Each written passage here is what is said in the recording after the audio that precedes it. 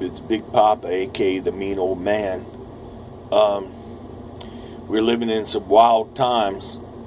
I was putting the key in the door last night, coming home, and overheard my neighbors upstairs on the balcony, and the two guys work for FEMA. And I had talked with the one guy before, and I told him I was Orthodox, and they know what's going on, and we had like this conversation where you look at each other and you look into each other's eyes, and it's like you're having a conversation without actually saying the words. But I told him about how I was Orthodox and I don't have any tattoos or piercings or implants or anything like that, because in Leviticus it says don't make any modifications to your body, tattoos or any of that kind of crap. And when I was a kid, the other guys were like, well, let's go for a tattoo, and I'm like, well, let's not, that's your deal to get a tattoo, but not me. So part of the Homeland Security Act and Patriot Act, and there was one more. It was supposed to take place in 2012. I think it was part of the Real ID Act, was to have a chip implant. And they take the chip and they inject it into the web of your hand.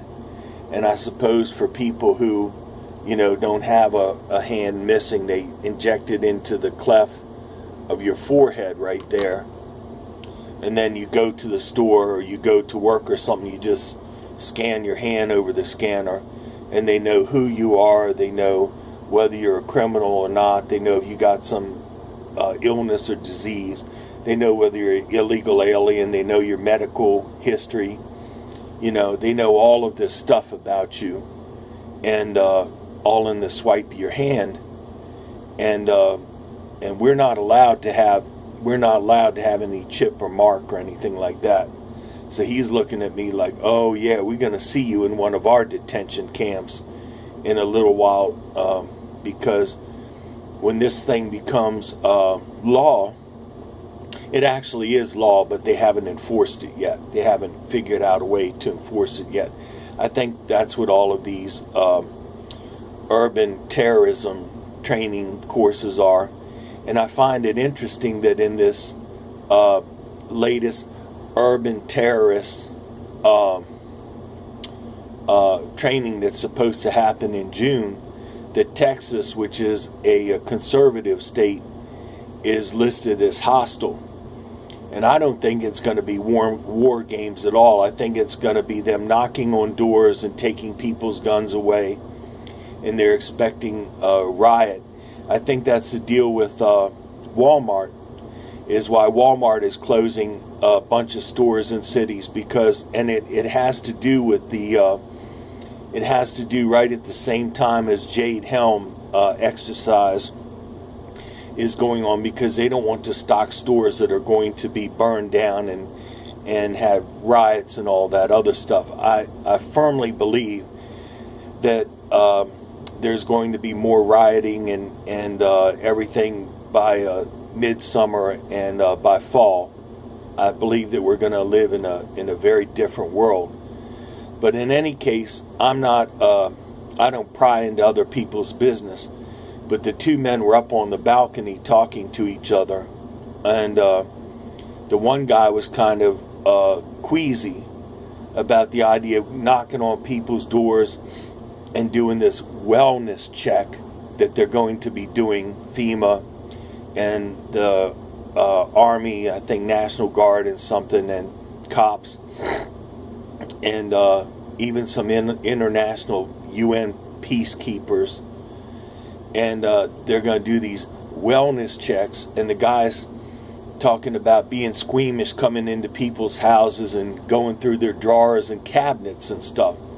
So it's just like a vampire or a demon at the door. Once you give them permission to come in, then you're there for the ride, however long they feel, to look through your house and everything.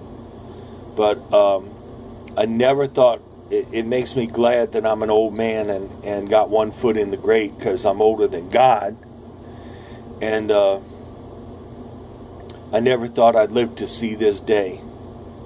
I never thought I'd live to see this day and age. But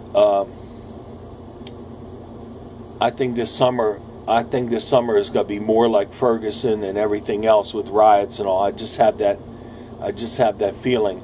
So if it were up to me, any advice I could give you would be to make sure you got gas in your car, and you got some cash on hand, and food and water and all that other stuff put aside.